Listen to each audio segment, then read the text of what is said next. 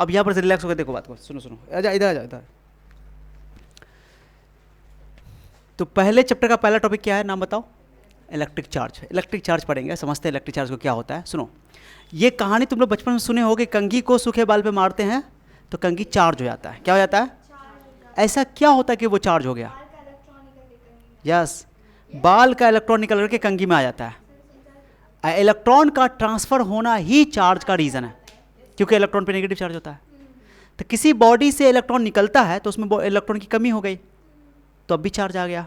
कोई बॉडी में इलेक्ट्रॉन जाता है तो इलेक्ट्रॉन की एक्सेस हो गई, तब भी चार्ज आ गया। माने कि इलेक्ट्रॉन का ट्रांसफर होना is the reason for charging, माने चार्ज होने का कारण यही है।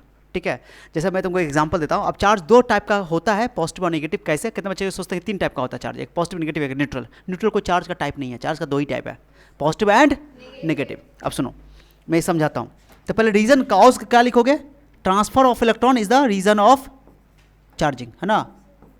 अगर एग्जाम में पूछे कि किसका ट्रांसफर इलेक्ट्रॉन चार्जिंग का रीजन है, क्या बोलोगे? इलेक्ट्रॉन का ट्रांसफर ही बोलो चार्ज का रीजन है। प्रोटॉन नहीं है, न्यूट्रॉन नहीं है, कोई नहीं, सिर्फ इलेक्ट्रॉन। ठीक है, अब सुनो अच्छा सर, एग्जाम्पल के तौर पे मैं तुमको एक एग्जाम्पल तुमको देता हूँ। जैसे सोडियम का एग्जाम्पल तुम लोग पढ़े होगे कि सोडियम, जैसे सोडियम सारा कोई भी आइटम ले सकते हो तुम। तो सोडियम में भी आइटम है, अभी इस पर कोई चार्ज नहीं है। तो तुम जानते हो कि सोडियम में 11 प्रोटॉन है, 11 इलेक्ट्रॉन है।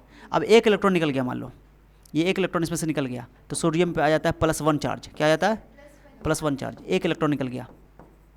ठीक है गाइस, तो सोडियम पे +1 चार्ज आ गया। ये यानी सोडियम जो हुआ, इलेक्ट्रॉन निकल गया इसमें से, इलेक्ट्रॉन निकल गया तो इसमें सोडियम पे इलेक्ट्रॉन की कमी आ गई, इसको बोलते हैं डिफिशियंसी हो गया इलेक्ट्रॉन की, तो ये पॉजिटिव चार्ज आ गया। ठीक है, तो इलेक्ट्रॉन का ट्रांसफर ही चार्ज बोलो चार्जिंग का रीज़न है। ठीक है, अब एक चीज़ समझाता हूँ और अच्छा से कि सर क्या रीज़न कि बाल को जब कंघी से बाल को रगड़ा गया तब कंघी चार्ज हो गया, तो कुछ ना कुछ बाल से इलेक्ट्रॉन निकल करके कंघी में चला गया होगा, तो कंघी हो गया नेगेटिवली चार्ज्ड। ओके, तो जिसमें इलेक्ट्रॉन चला जाता हो जाता है नेगेटिवली चार्ज्ड, क्योंकि इलेक्ट्रॉन पे नेगेटिव खुद होता है। तो इलेक्ट्रॉन का भरना नेगेटिवली चार्ज हो जाता है, इलेक्ट्रॉन का घटना पॉजिटिवली चार्ज होता है। ठीक है, तो इलेक्ट्रॉन की कमी होना यानी कि पॉजिटिव चार्ज, इलेक्ट्रॉन का एक्सेस होना यानी कि नेगेटिव चार्ज। समझे बात को? ये इंपॉर्टेंट है। अब कुछ एग्जाम्पल के तौर पर तुमको समझा देता हूँ। ओके, जैसे कि कंघी जो है प्लास्टिक है, जब भी बाल को प्लास्टिक से रगड़ा जाएगा तो इलेक्ट्रॉन प्लास्टिक से हेयर से निकल के प्लास्टिक में चला जाएगा।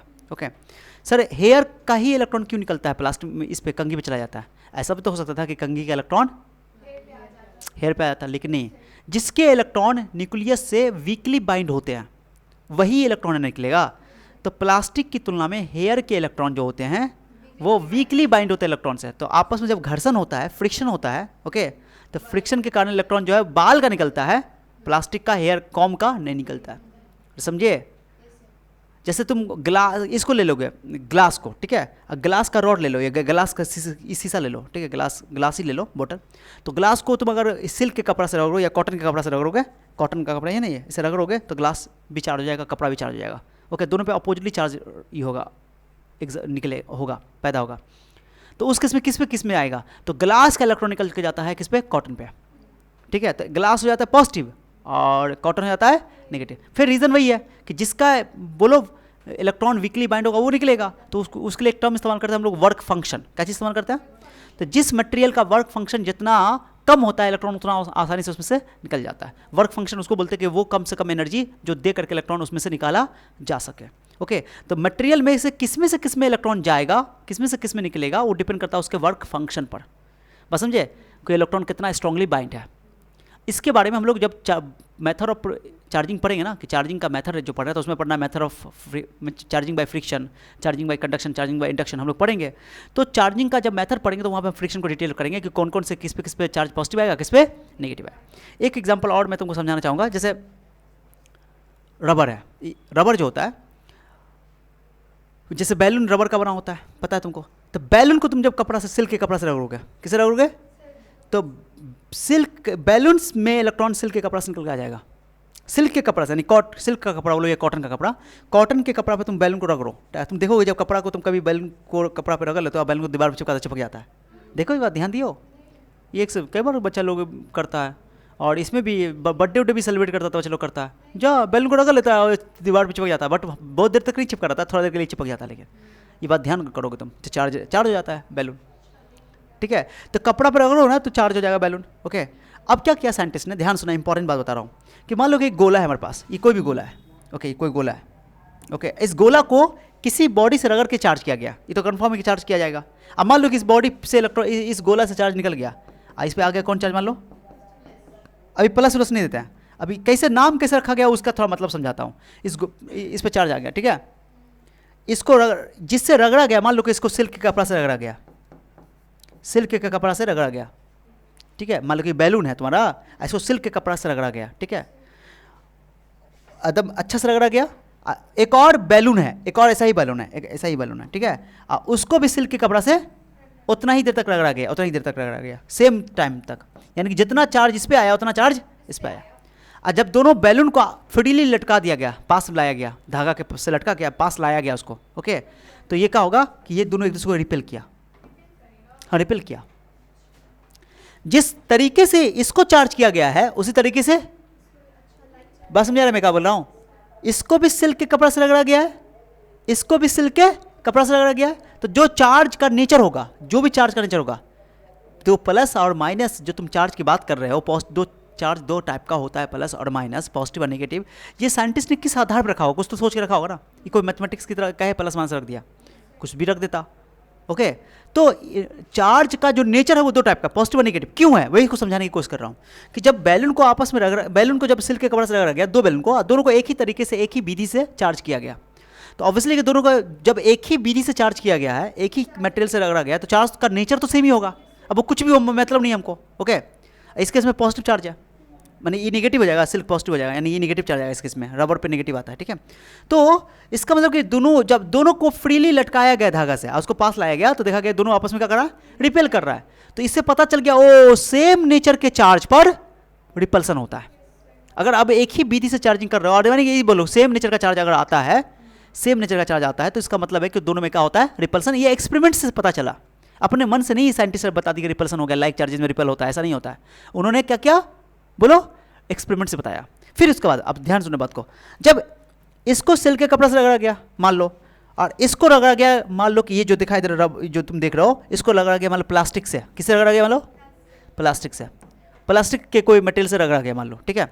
अब प्लास्टिक से रगड़ा गया तो इस पर बताओ, इसको चार्जिंग किया गया अलग मटेरियल से, इसको चार्जिंग किया गया, तो दोनों का चार्ज का नेचर क्या होगा, अलग अलग होगा, गारंटी अलग अलग होगा। और जब इनको फिर आपस में लाया गया, तो दोनों देखा गया कि आपस में अट्रैक्ट हो रहा था, दोनों बैलून चिपक गया, अट्रैक्ट हुआ। तो इससे पता चल गया ओ कि नेचर अलग अलग होगा अगर तो अट्रैक्शन होगा, और नेचर सेम होगा तो रिपल्सन। आवेश की प्रकृति अगर समान है तो विकर्षण, आवेश की प्रकृति अगर अपोजिट है, असमान है, तो आकर्षण, अट्रैक्शन। बस समझिए, तो ये तो पता चल गया ओ सर कि अट्रैक्शन रिपल्सन हो रहा है, ओके। अब क्या किया साइंटिस्ट ने कि मान लो किसी कारण से, मान लो कि इसको दोनों चार्ज को, जैसे मान लो कि मेटल का बॉडी, मान लो थोड़ा देर के लिए मान लो मेटल का बॉडी है, ठीक है, ये भी मेटल का बॉडी है, और दोनों को अलग अलग तरीके से मान लो कि नेचर दोनों पे अलग अलग है, पता चल गया, अट्रैक्शन से पता चल गया कि दोनों का नेचर क्या है, अलग अलग, दोनों बॉडी चार्ज बॉडी है, दोनों क्या है, ये भी चार्ज है, ये भी चार्ज है, दोनों मेटल की बॉडी है। आज जब दोनों को सटाया गया, क्या किया गया, सटाया गया, जब सटाया गया तो इनका अट्रैक्शन का प्रॉपर्टी क्या हो गया, खत्म। मतलब क्या समझ में आया, तुम बताओ।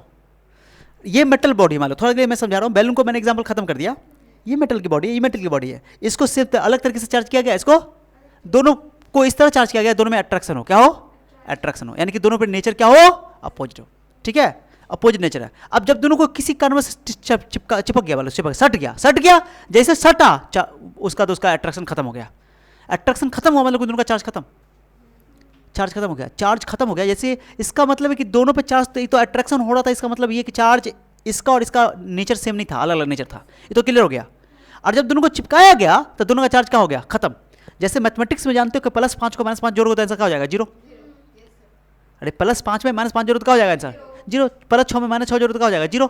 इस आधार पे चार्ज का नेचर को दो टाइप का कैटेगराइज कर दिया गया कि ओ ये नेचर दोनों अपोजिट था, तो नाम तो कुछ दे देता, कोई बोलता अल्फा, कोई बीटा, कुछ बोल देता, बट जब दोनों को +- ही क्यों रखा गया, इसलिए कि जब दोनों को एक साथ चिपकाएगा तो उनका एक दूसरे को नलीफाई कर दिया, खत्म कर दिया, नलीफाई मतलब खत्म कर दिया, बस समझे, न्यूट्रलाइज कर दिया।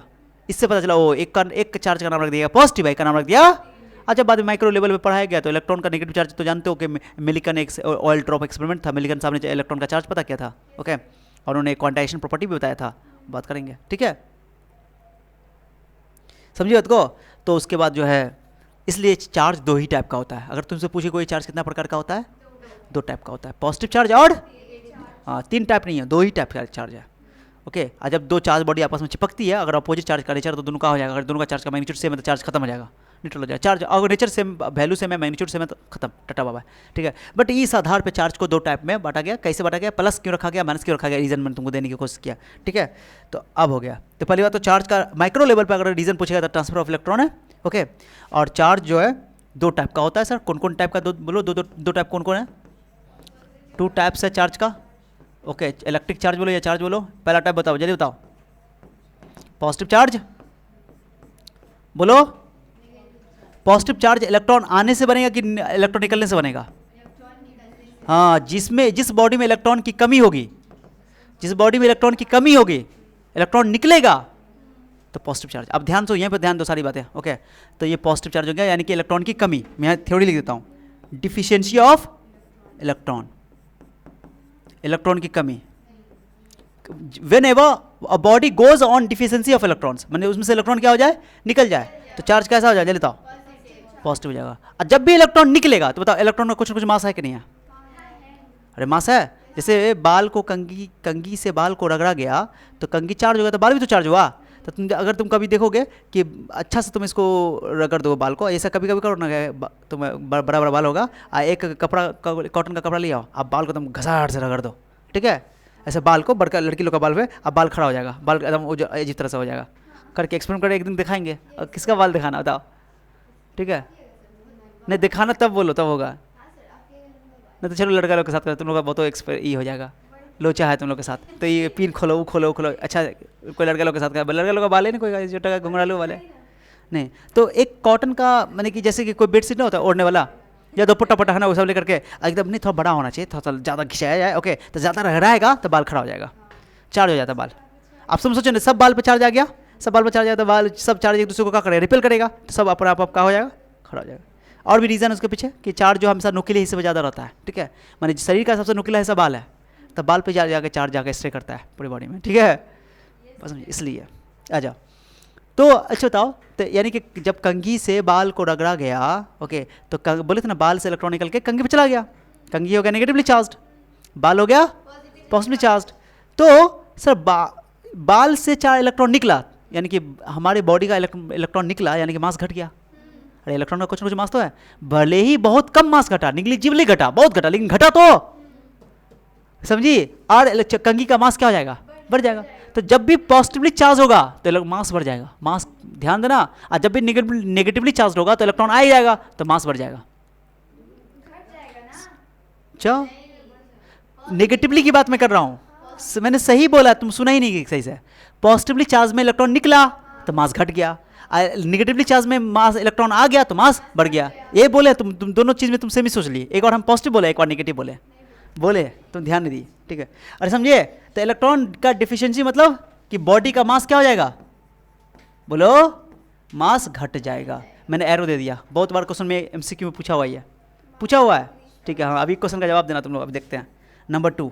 ओके, अरे समझे, अगर नेगेटिवली चार्ज बॉडी है, वाह क्या बात है, नेगेटिवली चार्ज बॉडी है तो इलेक्ट्रॉन आएगा ना, इलेक्ट्रॉन बढ़ जाएगा ना, तो इसको बोलोगे कि इलेक्ट्रॉन की कमी है कि एक्सेस हो जाएगी, एक्सेस मतलब इलेक्ट्रॉन आ जाएगा, इलेक्ट्रॉन की अधिकता हो जाएगी, है ना, एक्सेस मतलब अधिकता, ओके, ऑफ इलेक्ट्रॉन, तो इलेक्ट्रॉन आ जाएगा, तो इस केस में मास क्या हो जाएगा, मास इंक्रीज कर जाएगा, मास इंक्रीज कर जाएगा, एरो ऊपर देने वाला में इंक्रीज कर जाएगा, ठीक है, बढ़ जाएगा, मास क्या हो जाएगा, क्योंकि इलेक्ट्रॉन आने से इलेक्ट्रॉन का कुछ ना कुछ मास ऐड हो गया तो बढ़ गया। तो कोई बोले कि बॉडी बिकम्स पॉजिटिवली चार्ज्ड, एक बॉडी पॉजिटिवली चार्ज्ड हो गया, ओके, तो बताओ उसका मास घटा कि बढ़ा कि या सेम रहा, सही मास घट गया, क्योंकि पॉजिटिवली चार्ज मतलब इलेक्ट्रॉन निकल गया। अब मैं बोले अब बॉडी बिकम्स नेगेटिवली चार्ज्ड, मास इंक्रीज या डिक्रीज, मास इंक्रीजेस, ठीक है। अब एक क्वेश्चन देता हूँ मैं, चलो देखते हैं जवाब दें, अभी तक तुम लोग को समझ ही गया, तो एक क्वेश्चन स्टार्ट करते हैं।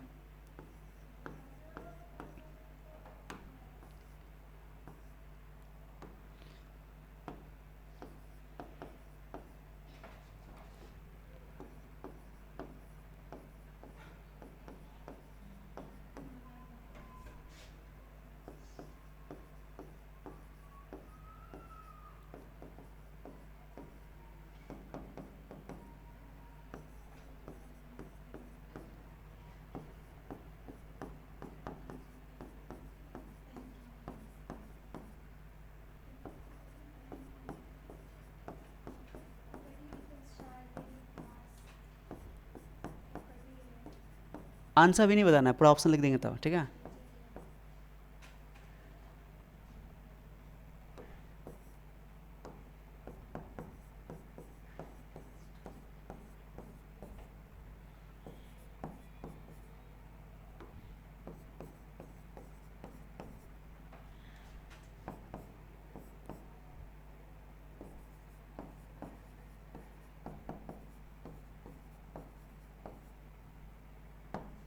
चलिए इसका जवाब दीजिए।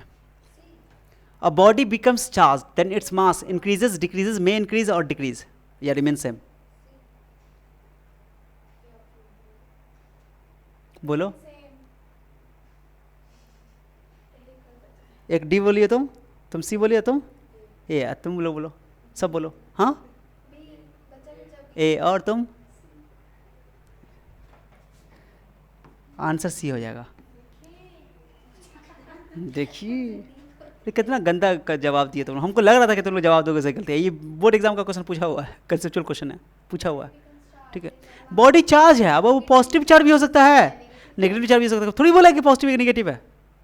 चार्ज का मतलब पॉजिटिव होगा तो इलेक्ट्रॉन निकल गया होगा तो मास घट सकता है, घट जाएगा, और नेगेटिवली चार्ज हुआ होगा यानी कि इलेक्ट्रॉन आ गया होगा तो मास बढ़ जाएगा। बट यहाँ पर खाली चार्ज बोला है तो पॉजिटिव भी हो सकता है, और ऑब्वियसली पॉजिटिव होता तो घटेगा या नेगेटिव होगा तो बढ़ेगा, तो मे इंक्रीज और डिक्रीज, आंसर सी होगा। समझी बात को? अच्छा, अगर यही पे क्वेश्चन बोल दे क्या बॉडी बिकम पॉजिटिवली चार्ज, तो आंसर क्या होता? तब बोलते मास डिक्रीजेज। अब बॉडी बिकम्स नेगेटिवली चार्ज तब मास इंक्रीज। 3 क्वेश्चन बन गया इस पे, कंसेप्ट है तो पूरा बन जाएगा। समझ आया अच्छे से? हाँ क्लियर क्या? चलो एक और सवाल का जवाब दो, चलो जब बना ही दिए तो आ जाओ।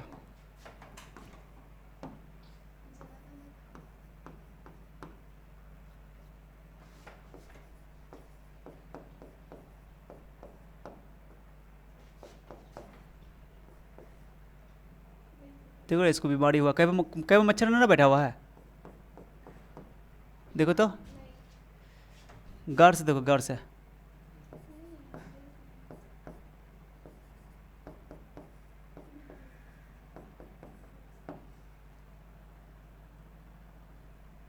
देखो बीमारी पकड़ लिया है।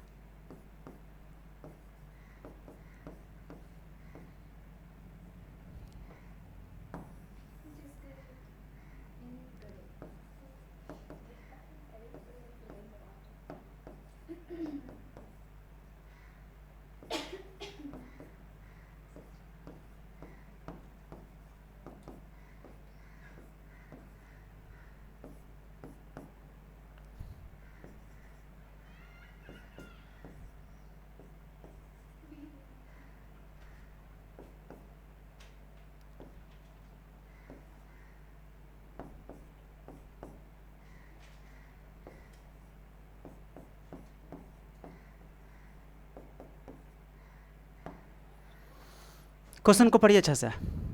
विच इज इनकरेक्ट, इनमें से कौन इनकरेक्ट है? तो ध्यान दो, ध्यान दो, क्वेश्चन को कभी भी पढ़ो इनकरेक्ट वाला ध्यान दिया करो। इनकरेक्ट है या कौन इसमें गलत है? अब बताना कि कौन बात गलत है। मास 0 चार्ज 0, मास 0 नहीं चार्ज 0 नहीं, मास 0 चार्ज 0 नहीं, मास 0 नहीं चार्ज 0। बताओ कौन सही आंसर बताओ। ध्यान सुनो, अब यहाँ पर थ्योरी समझो पहले। कोई भी बॉडी पर चार्ज तो कोई बॉडी पे ही आएगा, कोई मास पे ही आएगा। बिना मास के तो कोई चार्ज का बात ही नहीं कर सकते। मास का कोई चार्ज का कोई इंडिपेंडेंट एग्जिस्टेंस नहीं है। Without mass charge can never be exist, कभी चार्ज एग्जिस्ट नहीं करेगा। अरे जब मास होगा कोई बॉडी पे ना चार्ज आएगा यार, तो बॉडी का कुछ ना कुछ मास तो होगा, तो मास तो होना ही होना है तभी जाके चार्ज होगा। अगर मास नहीं है तो फिर चार्ज की बात कर भी नहीं करेंगे। जब मास नहीं होगा बोलेंगे m0 तो चार्ज भी 0 बोल देंगे, कुछ है नहीं, चार्ज की बात ही नहीं होगी। लेकिन अगर मास है तभी चार्ज की तुम बात कर सकते हो। तो है कि मास है तो मास पे कोई बॉडी पे चार्ज हो भी सकता है और नहीं भी हो सकता है। मान लो जैसे सोडियम वाला एग्जांपल मैंने तुमको दिया ये वाला, कि सोडियम पे अभी कितना चार्ज था, यहाँ कितना चार्ज था बताओ? 0 चार्ज था। क्यों? क्योंकि 11 प्रोटॉन है, 11 इलेक्ट्रॉन है। 11 प्रोटॉन का पॉजिटिव चार्ज है, इलेक्ट्रॉन का नेगेटिव चार्ज, तो नेट चार्ज 0 हो गया। तो सोडियम आइटम जो था वो न्यूट्रल था, लेकिन जब उसमें से एक इलेक्ट्रॉन निकला तो पॉजिटिव हो गया। अरे समझे? नहीं समझा? तो कोई बॉडी है तो उसका चार्ज कोई बॉडी है तो उसका मास तो कभी जिंदगी में 0 नहीं होगा। बॉडी है यानी मैटर है, मटेरियल है। जब डेफिनेशन में पढ़े the property of matter due to which it experience और एग्जर्ट अ फोर्स, कौन फोर्स? इलेक्ट्रिक फोर्स या magnetic force, that is called electric charge. Electric charge किसी मटेरियल का प्रॉपर्टी जिसके कारण वो इलेक्ट्रिक फोर्स लगाता है या मैग्नेटिक फोर्स लगाता है, अट्रैक्शन या रिपल्शन। ठीक है, तो ये तो क्लियर बात है कि जब यहाँ पर लिखा ही हुआ है मैटर, तो मैटर मतलब उसका मास कुछ ना कुछ तो होगा ना। अरे समझे कि नहीं समझे?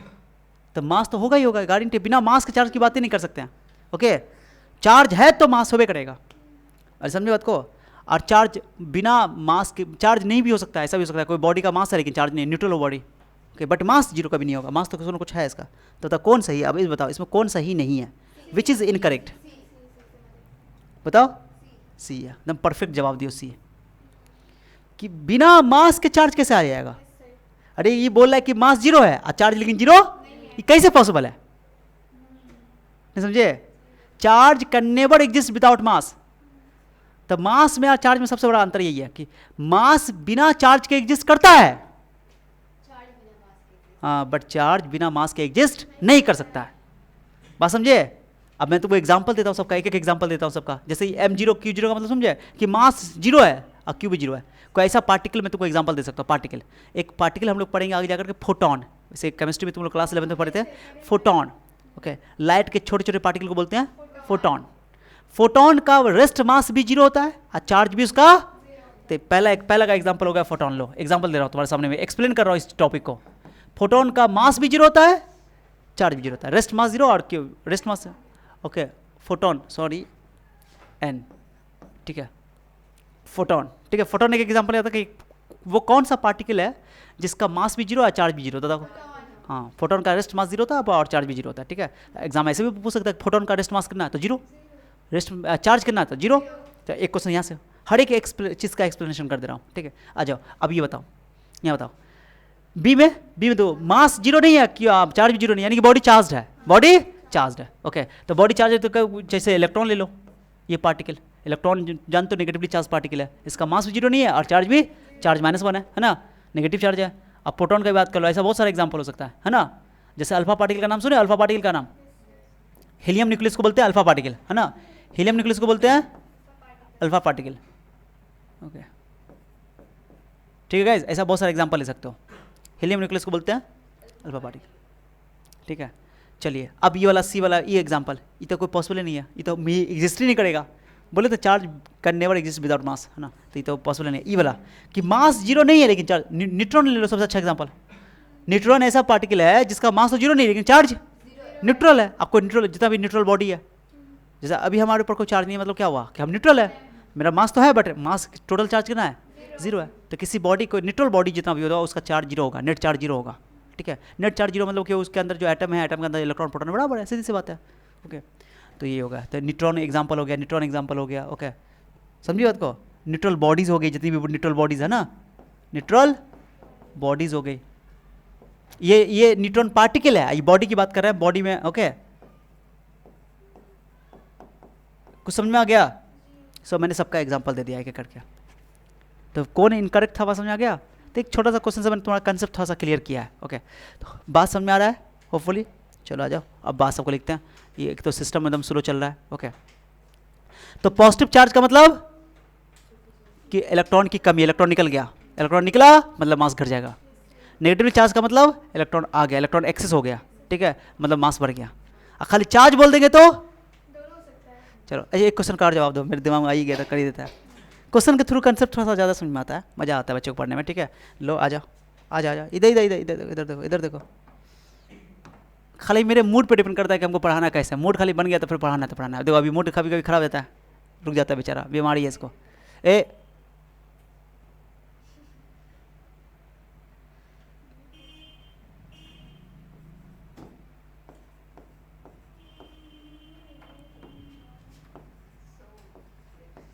ये जितना भी मैं दे रहा हूँ ना तुमको, सब एग्जाम में पूछा जा चुका है और कंसेप्चुअल क्वेश्चन सब है।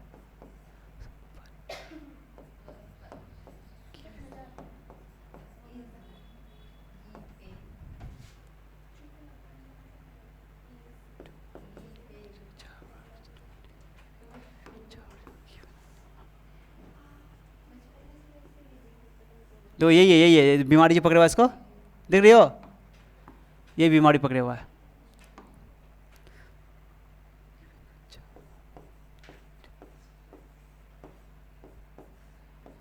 देखो अभी कितना स्मूथ चल रहा है, मच्छर बैठ जाता होगा कहीं ना कहीं। चलो मुझे इसका जवाब चाहिए।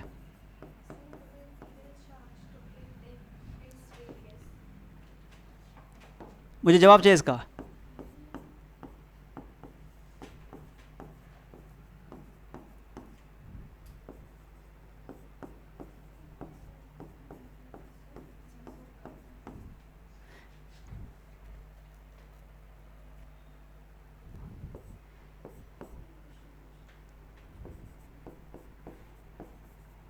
चलिए बताइए क्या हो गया इसको।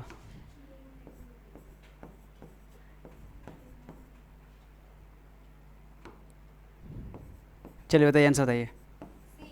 पहले बोल दी, वाह कमाल कर दी आंटी। पहले ऑप्शन तो सुनो, चौथा option.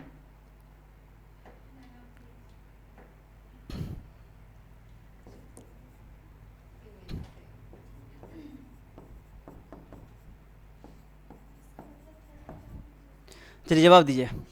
A soap bubble is given a charge to it then its radius. बोले कि एक साबुन का बुलबुला है, उसको चार्ज दिया गया है। अब कौन चार्ज दिया नहीं बताया है, पॉजिटिव भी दे सकता है नेगेटिव भी दे सकता है इसलिए। ओके तो बोला है कि उसका रेडियस क्या होगा, रेडियस बढ़ेगा कि घटेगा, ये पूछ रहा है। बोलो आंसर।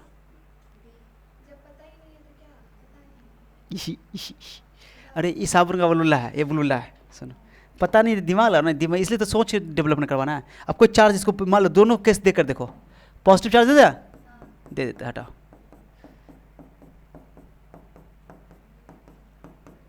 ये पूरा बुलबुला पे चार्ज है। ओके बिल्कुल, पहले गेंद निकालने दो, गेंद निकालने दो, गेंद निकालो। अगर चार्ज देंगे साबुन के बुलबुला पे, चार्ज अंदर बैठेगा कि ऊपर बैठेगा? कहाँ है चार्ज ऊपर क्यों आएगा बताओ, चार्ज ऊपर क्यों आएगा? अगर चार्ज हम इसके सरफेस पे बांटेंगे तो चार्ज एक दूसरे को अपने आप को दूर करना चाहेगा। जानते क्यों? अगर पॉजिटिव चार्ज देंगे तो अंदर तो रहेगा नहीं। ओके ये अंदर में तो चार्ज नहीं रुकेगा, अंदर खोखला है, चार्ज तो रहेगा नहीं। चार्ज जो भी आएगा उसके सरफेस पे आएगा, और सरफेस पे आएगा तो चार्ज एक दूसरे को क्या करेगा, रिपेल करेगा। क्या तुम या तो पॉजिटिव चार्ज दोगे या तो नेगेटिव दोगे। तो जब ये पॉजिटिव चार्ज दोगे तो ये साइज इसको रिपेल करेगा, ये इसको रिपेल करेगा, ये इसको रिपेल करेगा, ये इसको रिपेल करने से साइज क्या होगा इसका? अब बताओ, तो आंसर क्या बता रहे थे तुम लोग? साइज क्या हो जाएगा? अरे रिपल्सन ना होगा। कोई चीज़ अपने आप को तुम क्या चाहोगे? तुम बताओ कि तुम चाहते हो कि तुम्हारे सामने जो तुमको जो नफरत करता है उसको सामने रखोगे, थोड़ा दूर रखोगे उसको। तो रिपल्सन जब भी होता है तो रिपल्सन को मिनिमाइज करते हैं। मिनिमाइज तभी होता है जब वो दूर जाए, है ना। तो ऑब्वियसली रिपल्सन के कारण दूर जाएगा, तो साइज क्या हो जाएगा गोला का? अरे गोला का साइज क्या हो जाएगा? बढ़ जाएगा। अरे साइज बड़ा हो जाएगा ना। अरे ये चार्ज को रिपेल करेगा, दूर भागेगा तब गोल बुलबुला जो होगा क्या होगा? बड़ा हो जाएगा। बड़ा होगा तो रेडियस क्या हो जाएगा? अच्छा सर नेगेटिव चार्ज दे देता हूँ तब भी नेगेटिव को रिपल्सन करता। दूर थोड़ी दे सकते एक साथ में, पॉजिटिव भी देंगे नेगेटिव भी देंगे, ऐसा थोड़ी हो सकता है। या तो पॉजिटिव देंगे या तो पॉजिटिव देंगे तो पॉजिटिव को रिपेल करेगा, नेगेटिव देंगे तो दोनों ही केस में रेडियस क्या होगा? बढ़ेगा। यस आंसर हो गया। इस जवाब कहाँ दिए थे तुम लोग? तब पता नहीं, सोचना है, ये तो सोचना है कंसेप्ट। मैं सवाल के थ्रू ही तुम्हारा कंसेप्ट क्लियर कर रहा हूँ। मैं चाह रहा हूँ कि तुम लोग का कंसेप्ट एकदम पानी पानी हो जाए सवाल के थ्रू। किसके थ्रू? तो यही सवाल में अगर हम तुमको बोलते कि एक सोप बबल है उसको पॉजिटिवली चार्ज दिया गया तो रेडियस क्या होगा? अगर एक सोप बबल है उसको नेगेटिव चार्ज दिया गया तभी इंक्रीज, खाली चार्ज किया गया तब भी। क्वेश्चन समझ में आ रहा है कि ना आ रहा है? अरे आ रहा है कि ना आ रहा है? ये चीज़ समझा रहे हैं तो बोले कि नहीं समझा रहा था। क्लियर हुआ अब? हाँ यस। अब एक बात तुमको बताता हूँ, खोखली कोई चीज़ है, खोखली अंदर से खोखला, बल्ब खोखला है, चार्ज दो सब सरफेस पर आकर रुकेगा। और ये मेटल का बॉडी होता है, किसका होता? अब मेटल के बॉडी के अंदर में अगर हम चार्ज देते हैं तो मेटल की सबसे खास बात होती है कि चार्ज एक जगह से दूसरी जगह मूव कर सकता है। ओके कंडक्टर है, वो चालक है। लेकिन कंडक्टर के ऊपर सबसे खास बात बता रहा हूँ, कंडक्टर के ऊपर भी अगर चार्ज तुम अंदर दोगे भी ना तुम उसको, तो अंदर ठहरेगा नहीं, हमेशा सरफेस के ऊपर रहेगा। क्योंकि कंडक्टर में चार्ज हमेशा बोलो मूव कर जाता है। अब मूव करेगा तो जब मूव करने के लिए वो आज़ाद है तो इसका मतलब अपने आप को मिनिमाइज रिपल्सन करना चाहेगा, वो अपने रिपल्सन को मिनिमम करना चाहेगा, तो उसके लिए वो दूर जाकर बैठेगा, यानी कि सरफेस पे आकर ठहरेगा। तो कंडक्टर चाहे वो तुम्हारा एक तो हॉलो है, खोखला है, तो खोखला में तो कोई समस्या ही नहीं है, सरफेस पे ही आकर रुकेगा, चाहे कंडक्टर हो चाहे कंडक्टर ना हो। लेकिन अगर कंडक्टर है और खोखला नहीं, मान लो तुमने चार्ज उसको अंदर भर भर के दे दिया, तो चार्ज का अंदर रुकवे नहीं करेगा, हमेशा सरफेस से आकर रुकेगा, क्योंकि वो मिनिमाइज करेगा अपने रिपल्सन को। अरे समझिए, अगर कंडक्टर नहीं है आप, वो खोखला भी नहीं है, तो जहाँ भी चार्ज दोगे वहीं रुका रहेगा। बात समझिए बात को, मेरी बात। तो फिर वो स्टेशनरी रहेगा, यानी कि स्टैटिक रहेगा। स्टैटिक मतलब सब लोग बोले स्टार्ट रहेगा, स्टार्ट मतलब कि रुका हुआ है, स्टेशनरी। इसलिए हम लोग पढ़ रहे हैं, हम लोग क्या पढ़ रहे हैं, इलेक्ट्रोस्टैटिक। स्टैटिक मतलब क्या होता है, रुका हुआ। तो कंडक्टर में एक बात है ना, कंडक्टर में जो भी चार्ज दिया जाता है वो चार्ज हमेशा सरफेस के ऊपर आकर के जमा हो जाता है, ऊपर आता है सरफेस के ऊपर कंडक्टर में, चाहे वो हॉलो हो चाहे हॉलो नो, मैटर नहीं करता है, ठीक है। और अगर कंडक्टर नहीं है, बैड कंडक्टर है, पुअर कंडक्टर या इंसुलेटर है, तो इंसुलेटर में चार्ज जो दोगे तो सरफेस पे आकर ठहरेगा, अगर खोखला है तो। और खोखला नहीं है, अगर सॉलिड है तो हर जहाँ दोगे वहाँ रहेगा, अंदर रहेगा बाहर रहेगा, ठीक है। समझिए बात को, समझिए समझिए समझिए।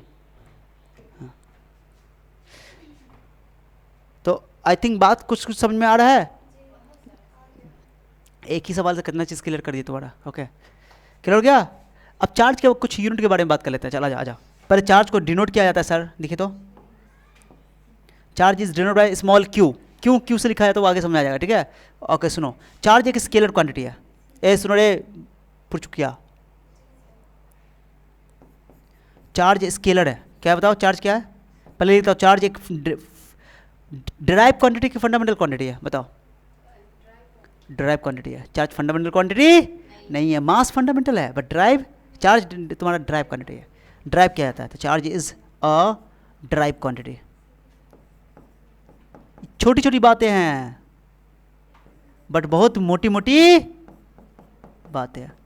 सर कैसे ड्राइव है, सुनो सुनो, तुम 7 फंडामेंटल क्वांटिटी पढ़े थे क्लास 11th में या 9th में, ए बच्ची कौन, mass, length, time, electric current, amount of substance और टेम्परेचर एंड लुमिनस इंटेंसिटी। तो इलेक्ट्रिक करंट तुम्हारा ड्राइव फंडामेंटल क्वांटिटी है, ड्राइव क्वांटिटी नहीं है। तो तुमको अगर फॉर्मूला, तुम चार्ज की बात करोगे तो आई बराबर फॉर्मूला क्या पढ़े, बचपन से पढ़ते आए, आई बराबर QIT पढ़ेंगे ना, पढ़े हो। इलेक्ट्रिक करंट आई बराबर QIT, चार्ज को क्यू से लिखा जाता है, तो क्यू बराबर हो जाएगा तुमको IT। क्यू बराबर क्या हो जाएगा तुमको, IT। तो चार्ज को क्यू से लिखा जाता है, आई हो गया इलेक्ट्रिक करंट, टी हो गया टाइम, तो हो गया इलेक्ट्रिक करंट का साइन एम्पियर होता है, टाइम का होता है सेकंड, इसी एम्पियर सेकंड को हम लोग कुलम बोलते हैं, क्या बोलते हैं, कुलम। तो चार्ज की SI यूनिट क्या होती है, कुलम। कुलम को और अच्छे से एक्सप्लेन आगे करेंगे जब कुलम्स लॉ पढ़ेंगे तो, है ना, ठीक है। अरे समझिए बात को, हाँ। तो आगे आ जाओ, अगला स्लाइड लेते हैं। पॉइंट सब लिखते हैं अभी, रुको ना, हड़बड़ाओ ना, सारी बातें लिखेंगे अभी। चलो सबसे पहली बात है कि चार्ज का पहले क्या करते हैं, इस फॉर्मूला से डायमेंशन यहाँ पे लिख लेते हैं, यूनिट बाद में डिस्कस करेंगे। डायमेंशन लिख लो इस फॉर्मूला से। इलेक्ट्रिक करंट का डायमेंशन A होता है, अच्छा टाइम का T होता है, तो टा। तो चार्ज एक स्केलर, चार्ज एक क्वांटिटी है, तो ऑब्वियसली है, देखो चार्ज का डायमेंशन बताओ, डायमेंशन, चार्ज का डायमेंशन बताओ। कहीं में मच्छर बैठा हुआ है, ये क्या हो गया मच्छर को, मच्छरनी को,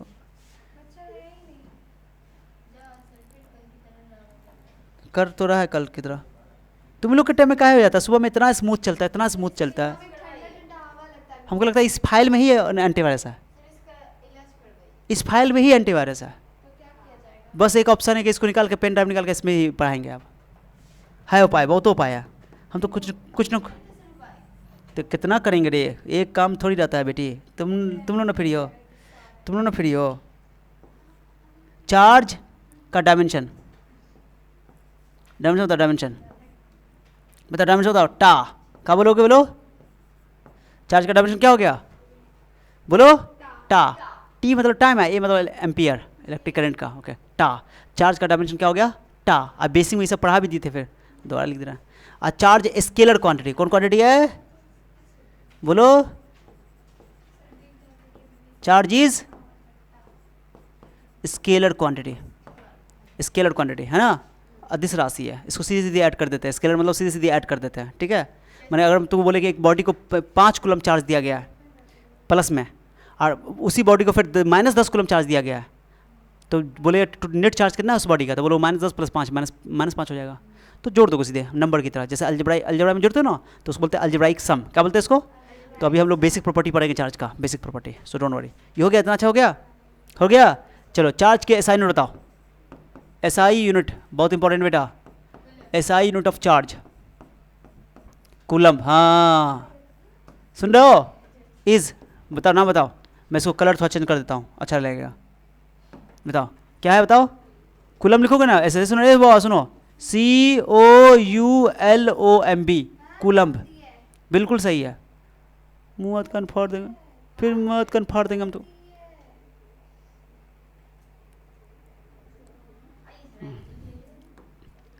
अब सही है, देखो तो अब सही है, जब तक सुकून नहीं मिलेगा। अब सही है, देखो तो अब सही है। तो क्या सही है? अब सही है। तो क्या होगा कुलम में तो अगर गलती हुआ तो तुमको मार लगेगा। COU पहली बार जो लिखे थे हम सही लिखे थे, आई लड़की हमको गलती करवाई है। पहली बार हमसे दो हम गलत लिखे थे, दो बुआ गलती लिखे थे, बदतमीज लड़की। कुलम बरकासी है ना, तो चार्ज का SI यूनिट क्या होता है? कुलम्ब। क्लियर हो गया? अरे क्लियर है? चलो coulomb, SI unit of charge is coulomb, ठीक है, याद रहेगा। अरे बोलो ना यार, बताओ 1 मिली कुलम, बताओ एक पढ़ो इसको, बताओ 1 मिली कुलम 10 का पावर -3 कुलम, सही है। चलो 1 मेगा माइक्रो कुलम बताओ, माइक्रो कुलम, वाह 10 का पावर -6 कुलम, समझे। चलो 1 नैनो कुलम बताओ, नैनो कुलम, बरकासी लिखोगे, बरकासी 10 का power -N for 9, N for nano, ठीक है, समझे। चलो अब उल्टा बताओ, 1 kilo ampere, 1 kilo coulomb, 1 kilo coulomb बताओ 10 का पावर 3 कुलम, है ना। 1 मेगा कुलम, मिलियन कुलम 10 का 6, पता कि नहीं पता है। 1 टेरा कुलम, पहले टेरा नहीं, गीगा कुलम, टेरा का छोड़ो,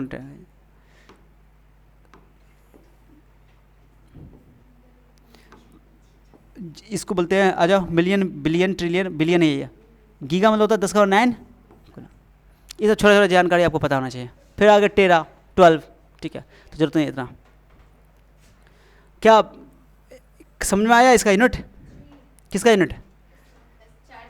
चार्ज कैसा यूनिट होती है? कुलम।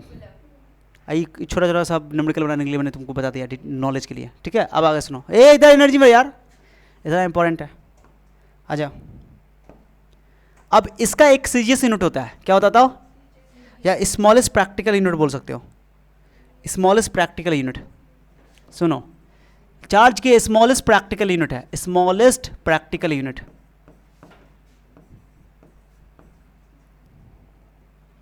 सुनना ये काम आएगा, ये अभी बता रहा हूं। स्मॉलेस्ट प्रैक्टिकल यूनिट इज ध्यान दो, ओके। उसको बोलते हैं, सुनना, स्टैट कुलम, बड़का एस स्टैट कुलम, ऐसे ऐसे।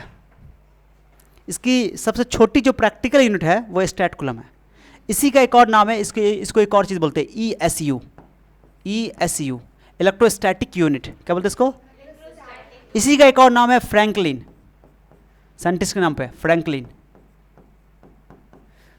समझे, इसी का नाम है। मैंने स्टैट कुलम को ही इलेक्ट्रोस्टैटिक यूनिट भी कहा जाता है, और उसी को फ्रैंकलिन भी कहा जाता है, फ्रैंकलिन, ठीक है। मैं बोलूँ कि एक स्टैट कुलम, तो कुलम के साथ में कुछ ना कुछ इसका रिश्ता होगा। तो देखो ये कई बार एग्जाम में आ चुका है, 1 stat coulomb is equal to होता है, 1 stat coulomb is equal to ऐसे, 1 स्टैट कुलम इक्वल टू 1/3, ये कई बार एग्जाम में आ चुका है। 10 का पावर -9, मैं आगे तुमको और एक्सप्लेन कर दूंगा इसको जब कुलम्स लॉ पढ़ेंगे। तो डब्बा में पैक कर दें,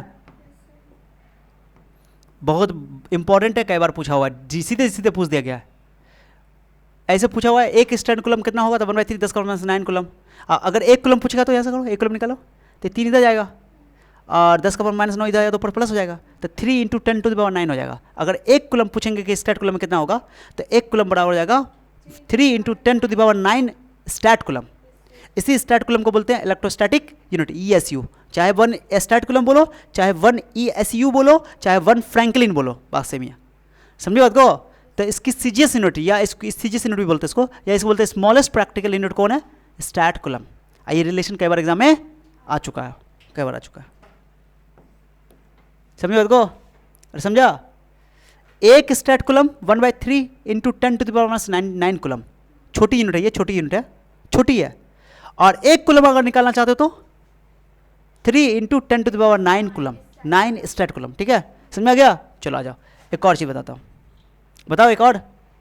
एक होता है बड़ी यूनिट थोड़ी सी, उसको बोलते हैं प्रैक्टिकल यूनिट बोल सकते हो, प्रैक्टिकल है, ओके, स्मॉलेस्ट नहीं बोलो, माने स्मॉलेस्ट, सबसे स्मॉलेस्ट यही है, बस एक और प्रैक्टिकल यूनिट है, एक और प्रैक्टिकल यूनिट लिखा देता हूँ, EMU, practical unit. Another practical unit, क्या बोलोगे इसको? Another practical unit is EMU, बोलो EMU। What is EMU? Electromagnetic unit. क्या बोलोगे? जिसका फुल फॉर्म लिखना हो लिख लेना साइड से, जैसे इलेक्ट्रोस्टैटिक यूनिट है, इसको बोलते हैं इलेक्ट्रोमैग्नेटिक यूनिट। इसको AB कुलम भी कहा जाता है। इसका एक और नाम क्या बताओ? AB coulomb. बोलो क्या बोलते हैं इसको? AB coulomb, AB coulomb, AB coulomb. 1 AB coulomb equal to 1 AB coulomb equal to 1 AB coulomb equal to 10 coulomb होता है। 10 कुलम को बोलते हैं 1 AB कुलम, थोड़ी बड़ी है, समझे? इसी AB कुलम को EMU भी बोला जाता है, 1 EMU। अगर तुमसे पूछे 1 EMU कितना कुलम के बराबर, तो बोलो 10 कुलम के बराबर। 10 कुलम को ही 1 EMU बोला जाता है, या 1 AB कुलम बोलते हैं। ये बड़ी यूनिट है और ये छोटी यूनिट है, देखो नहीं, बहुत बड़ी। एक स्टैट कुलम बराबर इतना कुलम है, ये यहाँ पे एक AB कुलम बराबर 10 का AB कुलम बोलते हैं इसको, नाम देख लो, AB कुलम, इसी का नाम है EMU। EMU मतलब इलेक्ट्रोमैग्नेटिक यूनिट, समझ में आ गया? प्रैक्टिकल यूनिट सब है। और दिखाता हूँ, आजा। लार्जेस्ट प्रैक्टिकल यूनिट केमिस्ट्री में भी काम आएगा, उसका नाम सुनो, मैं लिख रहा हूँ, लार्जेस्ट प्रैक्टिकल यूनिट। जो भी पढ़ाया जा रहा है सब का सब इंपॉर्टेंट है। लार्जेस्ट प्रैक्टिकल यूनिट, कौन यूनिट बताओ?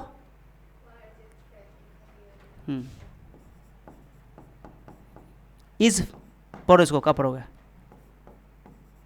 पढ़ो इसको, पढ़ो।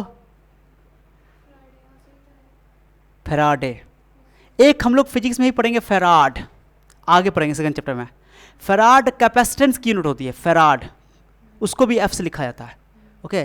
बट हम इसको F यहाँ नहीं लिखेंगे, कन्फ्यूजन हो जाएगा तुमको, अच्छा रहेगा हटा दो इसको, हटाओ, हट गया, खाली फेराडे बोलो, फेराडे, ठीक है? फेराडे, ओके, फेराडे नाम का पढ़ोगे उसको, फेराडे, ओके। और ये क्या होता है सर? ध्यान दो, एक फेराडे, जल्दी बोलो क्या चीज़ बताओ? एक फेराडे बराबर होता है 96,500 कुलम। हाँ, 96,000 लार्जेस्ट प्रैक्टिकल यूनिट है ये, लार्जेस्ट प्रैक्टिकल यूनिट है। एक सोच लो तुम कितना बड़ा है ये, एक फेराडे में 96,500 कुलम होता है, 96,500 कुलम, समझे? ये क्या होता है तो एक मोल इलेक्ट्रॉन का चार्ज है ये, एक मोल इलेक्ट्रॉन का चार्ज, एक इलेक्ट्रॉन का चार्ज होता है 1.6 इंटू 10⁻19 कुलम। एक मोल का मतलब 6.022 10⁻23 गुना कर दो, ये आंसर है 96,500 कुलम। एक मोल इलेक्ट्रॉन के चार्ज को ही बोला जाता है, एक इलेक्ट्रॉन के चार्ज को नहीं बोलते हैं, एक मोल इलेक्ट्रॉन के चार्ज को बोलते हैं एक फेराडे। एक फेराडे होता है 96,500 कुलम। केमिस्ट्री में भी इतना ही पढ़ोगे, एक फेराडे, ठीक है? इलेक्ट्रोकेमिस्ट्री में, समझ आ गया? तो ये सब कुछ बोलो, क्या चीज़ है ये? यूनिट से रिलेटेड टर्म सब है, क्लियर हुआ? बेबास लिखा हुआ है, बेबास लिखा हुआ है, क्या समझ में आ गया बात को मैंने क्या बोला? अच्छा, कोई बॉडी पे चार्ज है कि नहीं है? ओके, एक डिवाइस है जिसका नाम है गोल्ड लीफ इलेक्ट्रोस्कोप। क्या नाम बताओ? गोल्ड लीफ इलेक्ट्रोस्कोप, वो एक डिवाइस है, आगे थोड़ा सा चर्चा करेंगे इसके बारे में। उससे पता चलता है कि कोई बॉडी पे चार्ज है कि नहीं है, मतलब चार्ज की उपस्थिति का पता लगाया जाता है गोल्ड लीफ इलेक्ट्रोस्कोप से, ठीक है? अब इसका हम लोग चार्ज की प्रॉपर्टी पढ़ लेंगे। अब क्या पढ़ लेंगे? अभी तक हम लोग जो भी इंट्रोडक्शन किए वो चार्ज को नेचर को समझेंगे। चार्ज के दो टाइप का होता है, पॉजिटिव और नेगेटिव, ओके। अभी चार्ज का प्रॉपर्टी लिखेंगे कि like charges repel, unlike charges attract, okay. Charge की और भी प्रॉपर्टी सब है, बेसिक प्रॉपर्टी, उससे बात करेंगे। पहले इसको नोट करो, चलो यहाँ से स्टार्ट करो। जो बात नहीं लिखो, क्वेश्चन सभी लिखना हो तो लिख लेना, ठीक है? स्टार्ट यहाँ से किया, चलिए यहाँ से स्टार्ट करो, पूरा बात को लिखो, पूरा बात को उतार लो। अब प्रॉपर्टी भी पढ़ेंगे, अभी प्रॉपर्टी जल्दी लिखो, टाइम नहीं लगाना, सब लिख लेना, क्वेश्चन सब लिख लेना पूरा डिटेल से, ठीक है?